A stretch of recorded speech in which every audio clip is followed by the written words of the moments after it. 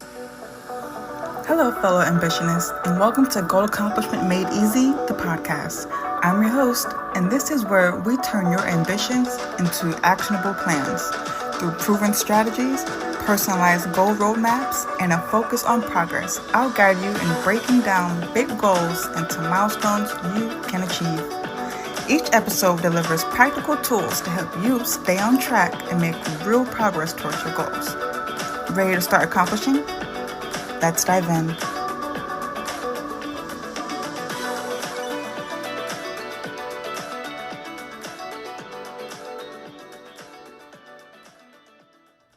Hello, fellow ambitionists, and welcome to Goal Accomplishment Made Easy. Today, we are talking about how I stopped overplanning and just took action on my goals for 30 days. Okay? It's the end of the year, and I'm doing a lot of reflection on the goals that I've set for myself throughout the year, right? So there were a lot of 30-day challenges and 90-day challenges and 60-day challenges. That was my entire year just to figure out what works and what doesn't work for the new seasons of life that I enter, right? Because you have to adjust. You are evolving, and your strategies and techniques have to evolve with you. Your circumstances are changing, so your techniques have to change with you, right? Life just doesn't look the same, so you have to adapt. And so I spent the year just going through different ways to make sure that I still hit my goals. And so these next couple of episodes, you're going to be hearing about some of the things that I've been trying throughout the year. And you'll hear from me as someone who actually does this for a living, like what worked for me and what didn't work, and fun stuff. Okay. Also, what's today? It's Christmas Eve. Merry Christmas Eve, girl. Here's your present. Okay. So, Obvi, as a professional dedicated to helping people achieve their goals, I have seen a common pitfall. Okay. And that pitfall is we often spend more time planning than doing. And I said we, okay? I said we. We often spend more time planning than doing. So while I've always emphasized strategy, right, I realized my personal tendency to overplan was holding me back in certain areas. So to test a different approach, I spent a month focusing entirely on taking action, limiting planning to only the essentials. Ooh, girl, relinquishing that control. We'll talk about it. So this experiment, if you will, provided powerful lessons and reshaped my perspective on productivity and progress. And just like a little spoiler, very shortly here, I'm looking to move out of the country, and we'll see if my overplanning gets to me and my over-rationalizing and just like analysis paralysis gets to me, or if the next time you hear from me, she's in a new country. We'll see. I'm excited about it, but we got to get there first. So let's talk about why I chose to take this approach. First, many of us confuse preparation with productivity. That's first. Many of us confuse preparation with productivity. As an expert, I know that structure and frameworks are helpful, but I found myself trapped in cycles of refinement, meaning perfecting plans without always executing them. Okay? I was delaying action, convinced I needed more clarity or preparation to move forward. So, just to provide a little clarity, this is not procrastination, right? This is thinking that you don't have enough information to make the decision yet. That's what that was, okay? But here's the truth. Here is the truth. Clarity often comes after action. So, to break free from the paralysis of overplanning, I committed to a month where doing would take precedence over thinking. Okay? I saw this, it was a meme a couple years ago. Pause, story time. How I got into entrepreneurship was nothing like I thought it was going to be. That's first. um, COVID happened. I got laid off. And I started working for myself based off of that because who doesn't want to be homeless again, right? Who doesn't want to be hungry again? This chick. So that's how I started entrepreneurship. And I saw a meme that said, if I had waited until I had all my ducks in a row before I crossed the street, I would have never crossed the street. And that was Judge Len Toller. I think her husband recently passed. God bless his soul.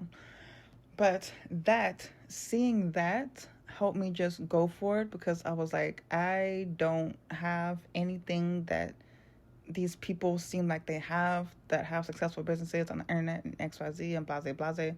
And so while I was doing this, fast forward a couple years, while I was doing this challenge, I noticed that, it's a similar season of you don't have to have all your ducks in a row to make the decision, okay? And sometimes you can clearly see that, and other times it's not so clear to you that you can still move. That makes sense? Some decisions you're like, oh, I don't need to have all the info for this. I can just go and then figure it out as I go. But other things you're like, no. I need a little bit more. And so this season reminded me of that meme, and that's what helped me get along. So these are the guidelines for the month of action, okay? I created 3 non-negotiable rules to ensure this shift stayed focused and productive, because you know I'm a systems and processes girly, okay? So the non-negotiable rules were these. Setting weekly goals, meaning I limited myself to 3 main priorities each week to keep my focus sharp. The second one was keep daily planning minimal, meaning my planning sessions were capped at 10 minutes. 10! Just enough to outline the task for the day. Girl, 10 minutes and I can go off into the weeds. Okay, I can matrix the heck out of all the ways this thing could go down. I mean, when I tell you the decision tree, like branching off like each course of action. 10 minutes. It was hard, girl. It was dark times. Third one, reflecting without judgment. Okay, we listen and we don't judge. At the end of the day, I reviewed my progress, not to critique, but to learn and adjust. Okay? So, these are the challenges that I faced. Transitioning from overplanning to action first. Charlie, I'm in the middle of helping the world. Do you hear him in the background? People are always trying to sabotage you when you're on your way up. You know what I'm saying? Transitioning from overplanning to action first wasn't without its hurdles. Okay? Hurdle number 1, and I feel like you already know what it is. Letting go of control. Oh! Listen, I am a single woman doing my own thing, making the coins I want to make, living most of the life I want to live for where I'm at right now. Charlie, but this is not your podcast, okay? This is not your episode. You are not a special guest. I know I'm not the only person who talks to my pets. So, letting go of control was up there on the top list of struggles. Because as someone who thrives on structure, right, it felt uncomfortable to embrace uncertainty. You don't want, who wants to embrace uncertainty? You get thrown into uncertainty and then you figure out what to do. No one wants to embrace it. Just literally just walk in like, no, I'll get put there, but I'm not putting myself there. Huh? Who does that? Second challenge. Were mistakes along the way. Okay. Action without perfect preparation meant some missteps. Okay. But I reminded myself that each mistake was a learning opportunity. Right? And I don't like making mistakes. That's what the planning's for. So it was a learning curve, okay? The third one was pushing through discomfort, okay? Taking imperfect steps requires constant self-encouragement to avoid slipping back into overanalysis.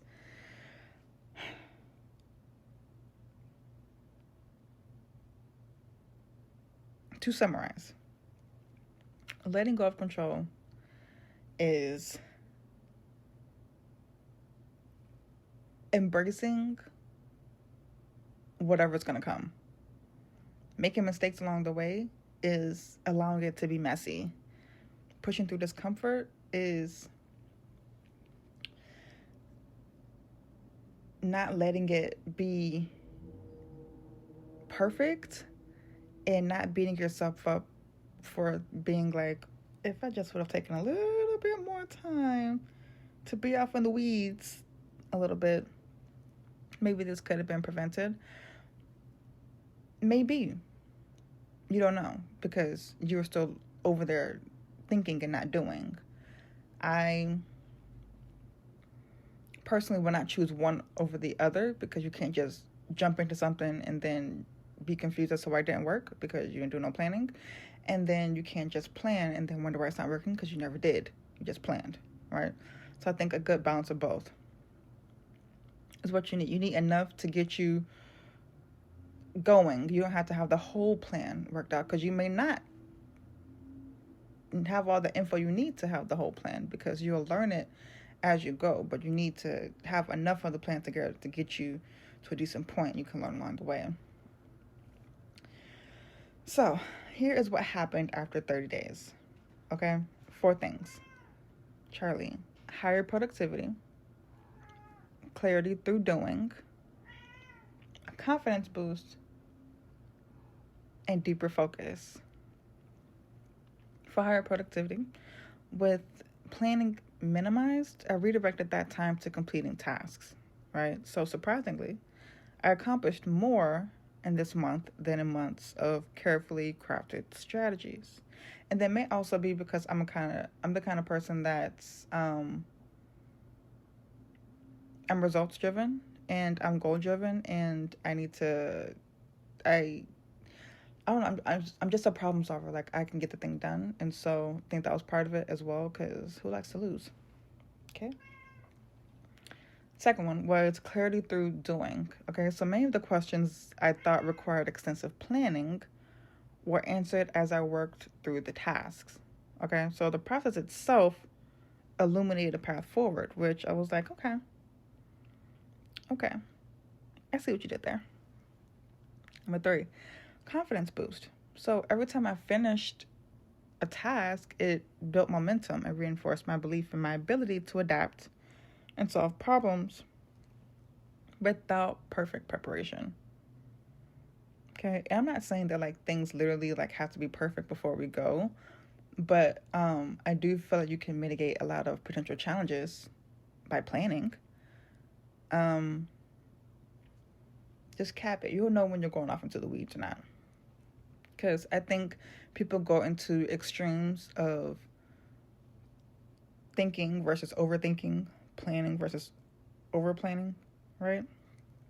And they just say automatically someone who is a bit more detail oriented is an overthinker, or someone who comes up with great plans is overplanning. I think that if you are someone who's not great at being detail oriented, you would automatically label someone who is great at that as an overthinker or overplanner versus someone who's just good at planning or is detail oriented and is a thinker, right? So I think we also have to be careful about giving things that over label, like, oh, you're overthinking or you're over planning or you're overly sensitive or whatever the case may be, just because they aren't at the level of it as you are, right?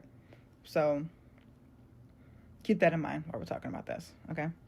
And then the last one, number 4, of things that happen after the 30 days was deeper focus, right? So by eliminating the distractions of overplanning, I was able to dedicate more mental energy to my core goals, which is what I care about. So, key takeaways. 1, progress over perfection. And I'm trying to let go, but I'm clenching onto the perfection. Like I'm balled up fist. Okay? With grace, obviously, I'm definitely, if this is all I got to work with and it's time for a decision, this is all I got to work with and I'm about to make that decision. So don't worry about that part. But I do know that I would like for my season of hardship in the way that I've experienced them before to not manifest themselves again. And as such, I will do what I can and plan as I can so that does not happen, right? So, key takeaways are progress over perfection, okay? Perfection is often the enemy of progress. We've heard this. So, with that, I would say that starting messy beats waiting for the perfect time or plan, okay? You got to trust in your ability to be able to get in there and figure it out. I may not have been able to plan for this. Something's happened that, just completely just external factors. Believing in your ability to be able to work with what you got and still make the things happen, okay? Still be able to make a meal out of these little things you got in your cupboards, okay? That. Next. Action leads to clarity, right? You don't need to see the whole staircase to take the first step. I think MLK said that. Or I saw a meme of MLK with those words on it. Charlie, do you want to be a special guest on this episode? Because I am almost done and you just won't hush. What?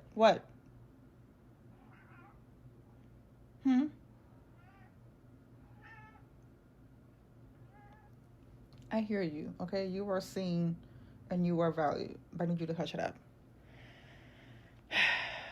Like I was saying. Clarity and solutions often emerge through effort, okay? And the last takeaway, reflection is powerful, okay? Daily reflection helped me course correct quickly and reinforce lessons learned in real time, okay? So, last part of this, how can you apply this to your goals, right? So if you find yourself stuck in cycles of overplanning, start by identifying your top priorities for the week, okay? Limit your planning session to 10 to 15 minutes, which I know is going to be a struggle. Girl, ooh! And focus on taking action, no matter how small, okay? Trust the process, and remember that clarity comes through movement, okay? This little, what I'm calling an experiment reinforce something I often tell my clients, right? And it is, progress isn't about having the perfect plan. It's about having the courage to start. Okay? You got to move your feet. You got to move your feet and work through it at the same time. So, with that said, I've got a couple more weeks of doing what I can to make this goal of mine happen, which is this move abroad. And we're going to see if the external factors play nice so that I can do that. But it's just scary for me.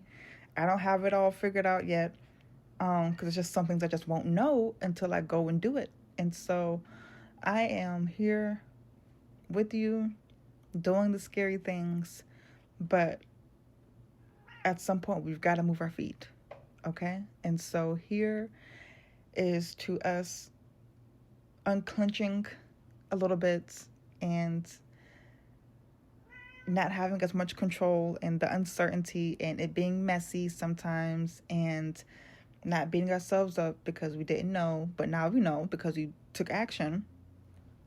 Here is to being brave enough to even go for it, okay? Because there are many people who would just let that dream stay in their head and take it with them to the grave. And we will not be those people, okay? So here is to moving our feet.